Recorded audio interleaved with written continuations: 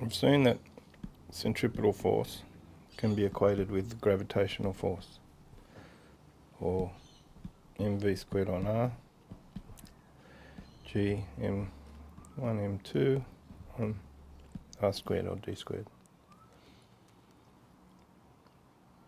If we rearrange this, the orbiting mass or object can cancel. If we move r on the other side, the 2 will cancel, so we end up with v squared equals g m on r. And square root of that.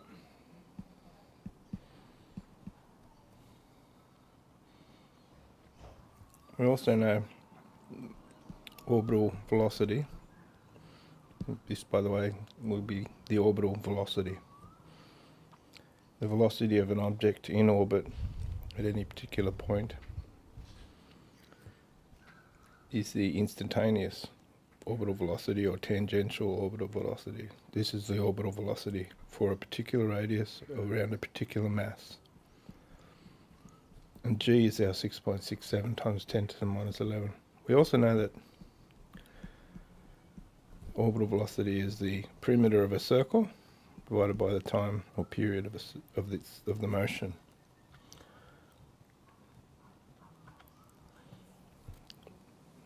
Now if we use these two equations, this one, we can let 2 pi, sorry, just correcting that, 2 pi r on t squared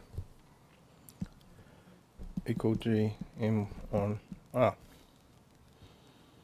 If we rearrange this, we can end up with, or expand it out, r squared t squared equals g m on r. Rearranging that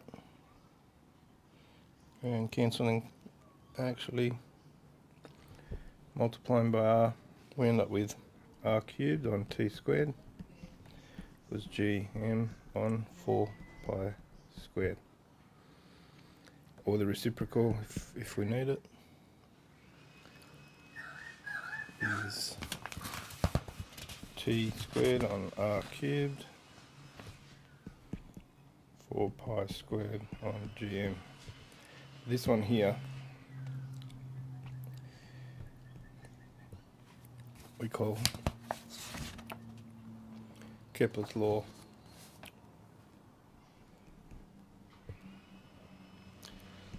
Of periods.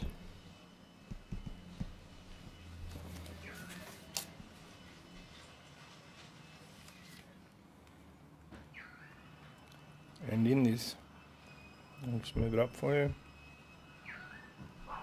We have r, it's the radius of the orbit.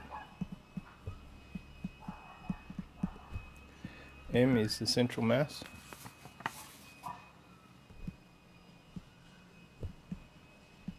So for Earth, it's the mass of the Earth.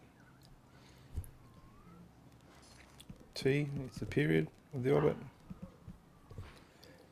And the whole big chunk with the gravitational constant, the mass of the central orbit, is a constant for anything orbiting around that central mass.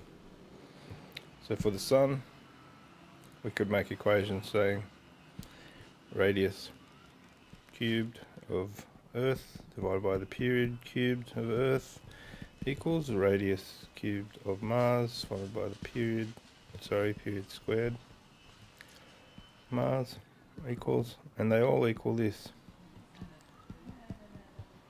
So we can make some equations to find out different unknowns for a bunch of planets.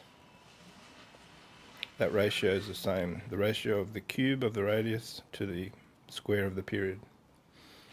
Very useful information qualitatively and quantitatively.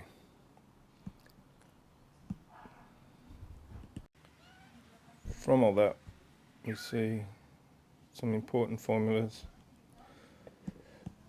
This one,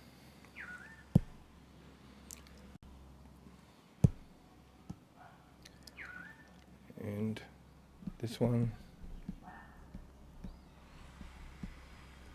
which could be used to find your orbital velocity.